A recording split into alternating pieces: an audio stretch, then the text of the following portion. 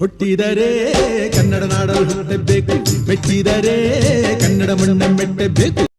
ನಮಸ್ಕಾರ, ಎಲ್ರಿಗೂ ಸ್ವಾಗತ ಮತ್ತೊಂದು ಹೊಸ ದೆವ್ವದ ಕಥೆಯೊಂದಿಗೆ. ಎಲ್ಲರೂ ಚೆನ್ನಾಗಿದ್ದೀರಾ ಅಂತ ಅಂದ್ಕೊಂಡಿದ್ದೀನಿ. ಈ ಒಂದು ಘಟನೆ ನಡೆದಿರೋದು ಬಂದ್ಬಿಟ್ಟು ಕುಂದಾಪುರದಲ್ಲಿ ಆಗಿರುವಂತಹ ಒಂದು ಇನ್ಸಿಡೆಂಟು. ಸೊ ಕುಂದಾಪುರದ ಗೋಕಳೀಪುರ ಈ ಒಂದು ಊರಲ್ಲಿ ಆಗಿರುವಂಥ ಒಂದು ಇನ್ಸಿಡೆಂಟು. ಈ ಒಂದು ಇನ್ಸಿಡೆಂಟ್ನ ನಮಗೆ ತಿಳಿಸ್ಕೊಟ್ಟಿರೋ ಹೆಸರು ಬಂದ್ಬಿಟ್ಟು ಶಶಾಂಕ್ ಅಂತ ಹೇಳಿ. ಈ ಒಂದು ಕತೆ ಆ್ಯಕ್ಚುಲಿ ನಡೆದಿರೋದು ಕೂಡ ಇವರ ಒಂದು ಫ್ಯಾಮಿಲಿ ಒಟ್ಟಿಗೆ ಆಗಿರುವಂತಹ ಒಂದು ಸತ್ಯ ಘಟನೆ. ಸೊ ಇವ್ರ ಫ್ಯಾಮಿಲಿಯಲ್ಲಿ ಶಶಾಂಕ್, ಅವರ ತಂಗಿ, ಅವರ ತಂದೆ, ಹಾಗೆ ಅವರ ಚಿಕ್ಕಪ್ಪ, ಹಾಗೆ ಅವರ ಅಮ್ಮ ಮತ್ತು ಅವರ ತಾತ, ಇಷ್ಟು ಜನ ಈ ಒಂದು ಮನೆಯಲ್ಲಿ ವಾಸವಾಗಿರುವಂಥದ್ದು. ಸರಿ, ಶಶಾಂಕ್ ಅವರ ಚಿಕ್ಕಪ್ಪನಿಗೆ ಈ ದೆವ್ವ, ಭೂತ, ಗಾಳಿ ಅದರ ಬಗ್ಗೆ ಅಷ್ಟೇನು ಇಂಟ್ರೆಸ್ಟ್ ಇರೋದಿಲ್ಲ. ಹಾಗೆ ಅವರು ನಂಬಕ್ಕೂ ಕೂಡ ಹೋಗ್ತಿರೋದಿಲ್ಲ. ಆದರೆ ಇವ್ರ ಫ್ಯಾಮಿಲಿಯ ಮಿಕ್ಕಿದಂಥವರು ಈ ಒಂದು ವಿಷಯಗಳಲ್ಲಿ ನಂಬಿಕೆನೂ ಇತ್ತು. ಹಾಗೆ ಚಾಚು ತಪ್ಪದೆ ಎಲ್ಲನೂ ಕೂಡ ಫಾಲೋ ಮಾಡ್ತಿದ್ರು. ಇದಾಗಿ ಹೀಗೆ ಸ್ವಲ್ಪ ದಿನಗಳು ಕಳೀತಿದ್ದಂಗೆ ಇವರ ಕುಟುಂಬ ಸ್ವಲ್ಪ ಇವರ ಊರಿಂದ ಬಿಟ್ಟು ಬೇರೆ, ಅಂದರೆ ಇವರ ಸಂಬಂಧಿಕರ ಮನೆಗೆ ಹೋಗಬೇಕು ಅಂತ ಹೇಳಿ ಹೋಗಿರ್ತಾರೆ. ಹಾಗೆ ಹೋಗಿ ಅಲ್ಲಿ ಸ್ವಲ್ಪ ದಿನ ಕಾಲ ಕಳೆದು ನಂತರ ಮನೆಗೆ ಬರಬೇಕಾದ್ರೆ ಆ ಕಡೆಯಿಂದ ಶಶಾಂಕ್, ಅವರ ತಂದೆ, ತಂಗಿ, ತಾಯಿ, ಹಾಗೆ ತಾತ, ಇಷ್ಟು ಜನರು ಕೂಡ ಬೇಗನೆ ಬರ್ತಾರೆ. ಆದರೆ ಶಶಾಂಕ್ ಅವರ ಚಿಕ್ಕಪ್ಪ ಮಾತ್ರ ಬೇಗ ಬರೋದಿಲ್ಲ. ತುಂಬ ಒಂದು 3-4 ದಿನ ಲೇಟಾಗಿಯೇ ಬರುವಂಥದ್ದು.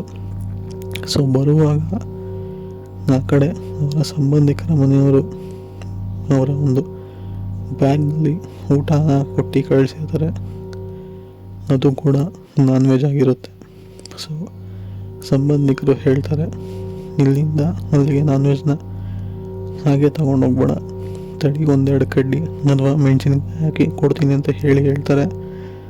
ಶಶಾಂಕ್ ಅವರ ಚಿಕ್ಕಪ್ಪ ಇದನ್ನೆಲ್ಲ ಮೂಢನಂಬಿಕೆಗಳನ್ನ ನಂಬದೇ ಇರೋಂತಹ ಕಾರಣ ಅವರು ಇವೆಲ್ಲ ಏನು ಬೇಡ, ನಾನು ತೊಗೊಂಡೋಗ್ತೀನಿ, ನನಗಿದ್ರೆಲ್ಲ ಅಷ್ಟೊಂದು ನಂಬಿಕೆನೂ ಇಲ್ಲ, ಈಗಿನ ಕಾಲದಲ್ಲಿ ಇವೆಲ್ಲ ನೀವು ನಂಬ್ತೀರಾ ಅಂತ ಹೇಳಿ ಅಲ್ಲಿಂದ ಹಾಗೆ ಹೊರಟುಬಿಡ್ತಾನೆ. ಬಟ್ ಅವರ ಸಂಬಂಧಿಕರು ತುಂಬಾ ಕೇಳ್ತಾರೆ, ಇಲ್ಲ ನೀನು ಆ ಥರನೇ ಹೋಗ್ಬೇಡ, ನಮ್ಮ ಸಮರ್ಥನಕ್ಕಾದ್ರೂ 1-2 ಕಡ್ಡಿ ಮೆಣಸಿನ್ಕಾಯಿ ಹಾಕ್ಬಿಟ್ಟು ಕೊಡ್ತೀನಿ, ಅದನ್ನು ತೊಗೊಂಡು ಹೋಗು ಅಂತ ಹೇಳ್ತಾರೆ. ಅದಕ್ಕೆ ಅವನು, ಅಂದರೆ ಶಶಾಂಕ್ ಅವರ ಚಿಕ್ಕಪ್ಪ, ಸರಿ ಆಯಿತು ಬೇಗ ಇಟ್ಬಿಟ್ಟು ಕೊಡಿ ಅಂತ ಹೇಳ್ತಾರೆ.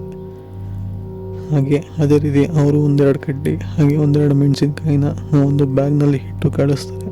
ಶಶಾಂಕ್ ಅವರ ಚಿಕ್ಕಪ್ಪ ಕೂಡ ಗಾಡಿನ ಓಡಿಸ್ಕೊಂಡು ಅದೇನಾಗುತ್ತೋ ಆಗಲಿ ಅಂತ ಹೇಳಿ ಆ ಕಡ್ಡಿ ಹಾಗೆ ಮೆಣಸಿನ್ಕಾಯಿನ ಅಲ್ಲೇ ಬಿಸಾಕಿ ನಂತರ ಅವರು ಗಾಡಿನ ಒಂದು ಕಡೆ ಹಾಕಿ ಉಚ್ಚೆ ಮಾಡಿ ಮತ್ತೆ ವಾಪಸ್ ಬಂದು ಗಾಡಿ ಹತ್ಕೊಂಡು ನಂತರ ಮನೆಗೆ ಬಂದು ತಲುಪ್ತಾರೆ. ಇದಾಗಿ ಸ್ವಲ್ಪ ದಿನ ಎಲ್ಲವೂ ಕೂಡ ಚೆನ್ನಾಗಿರುತ್ತೆ. ಅದಾದಮೇಲೆ ಒಂದೊಂದು ತೊಂದರೆಗಳು ಶುರು ಆಗುತ್ತೆ. ಅಂದರೆ ಅವರ ಮನೆಯಲ್ಲಿ ಇದ್ದಕ್ಕಿದ್ದಂಗೆ ಶಶಾಂಕ್ ಅವರ ತಂಗಿ ಹುಷಾರು ತಪ್ಪೋ ಥರ ಆಗ್ತಿರುತ್ತೆ. ಹಾಗೆ ಅವ್ರ ತಂಗಿ ಒಬ್ಬೊಬ್ಬರೇ ಏನೋ ವಿಚಿತ್ರವಾಗಿ ಮಾತಾಡ್ಕೊಳ್ಳೋದೆಲ್ಲ ಕೂಡ ನೋಡ್ತಾರೆ. ಹಾಗೆ ಈ ದಿನ ಕಳೀತಾ ಅವರ ತಂಗಿಯ ಪರಿಸ್ಥಿತಿ ಯಾವ ಥರ ಆಗುತ್ತೆ ಅಂತ ಅಂದರೆ ಫುಲ್ಲು ಸುಸ್ತಾಗಿ ನಡೆಯೋಕ್ಕೂ ಕೂಡ ಶಕ್ತಿ ಇಲ್ಲದೆ ಇರೋ ಅಷ್ಟು ನಿಶಕ್ತಿ ಆಗೋಗ್ತಾರೆ. ಬಟ್ ಇದು ಇನ್ನೂ ಹೋಗ್ತಾ ಇನ್ನೂ ಅದು ಕೆಡುತ್ತೆ. ಅಂದರೆ ಶಶಾಂಕ್ ಅವರ ತಂಗಿ ರೂಮಲ್ಲಿ ಹೋಗಿ ಒಬ್ಬೊಬ್ಬರೇ ಕೂತ್ಕೊಂಡು ಅಳೋದು, ಒಬ್ಬೊಬ್ಬರೇ ಕೂತ್ಕೊಂಡು ನಗೋದು, ಒಬ್ಬೊಬ್ಬರೇ ಮಾತಾಡೋದು, ಈ ಥರ ಎಲ್ಲ ಒಂದು ಇನ್ಸಿಡೆಂಟ್ಗಳನ್ನ ಅವರು ಮನೆಯವ್ರು ನೋಡ್ತಾರೆ. ಇದೆಲ್ಲ ಯಾಕೋ ಸರಿ ಬರ್ತಿಲ್ಲ, ಇಲ್ಲಿ ಏನೋ ತೊಂದರೆ ಆಗಿದೆ ಅಂತ ಹೇಳಿ ಅವರ ತಂಗಿನ ಕರ್ಕೊಂಡೋಗಿ ಒಬ್ಬರು ಸ್ವಾಮೀಜಿ ಹತ್ರ ಕೂರಿಸಿ ಏನಾಗಿದೆ ಅಂತ ಹೇಳಿ ವಿಚಾರಿಸ್ತಾರೆ. ಆಗ ಅವರು ಗೊತ್ತಾಗುವಂಥದ್ದೇ ಈ ಒಂದು ಹುಡುಗಿಯ ದೇಹದಲ್ಲಿ ಆತ್ಮ ಬಂದು ಸೇರಿಕೊಂಡಿದೆ. ಸೊ ಇದನ್ನು ಓಡಿಸ್ಬೇಕು ಅಂತ ಅಂದರೆ ಪೂಜೆಗಳನ್ನ ಮಾಡಬೇಕು ಅಂತ ಹೇಳ್ತಾರೆ. ಹಾಗೆ ಇವರೊಂದು ಮನೆಯವರು ಹೇಗೆ ಒಂದು ಇವರ ದೇಹದಲ್ಲಿ ಬಂದು ಸೇರ್ಕೊಂತು ಈ ಒಂದು ಆತ್ಮ ಅಂತ ಹೇಳಿ ಕೇಳಿದಾಗ ಅದಕ್ಕೆ ಅವ್ರು ಹೇಳೋವಂಥದ್ದು ಮೋಸ್ಟ್ಲಿ ನೀವು ಈ ಒಂದು ನಾನ್ ವೆಜ್ನ ಒಂದು ಜಾಗದಿಂದ ಇನ್ನೊಂದು ಜಾಗಕ್ಕೆ ಹಾಗೆ ತೊಗೊಂಬಂದು ಮೋಸ್ಟ್ಲಿ ತಿಂದಿದ್ದೀರಾ ಅಂತ ಅನಿಸುತ್ತೆ. ಆದ ಕಾರಣ ಯಾವುದೋ ಒಂದು ಆತ್ಮ ಹಿಂಬಾಲಿಸ್ಕೊಂಡು ಬಂದಿದೆ ಅಂತ ಹೇಳ್ತಾರೆ. ಆಗ ಈ ಒಂದು ಶಶಾಂಕ್ ಅವರ ಚಿಕ್ಕಪ್ಪ ಆ ಒಂದು ಆದ ಇನ್ಸಿಡೆಂಟ್ನ ನೆನೆಸ್ಕೊತಾನೆ.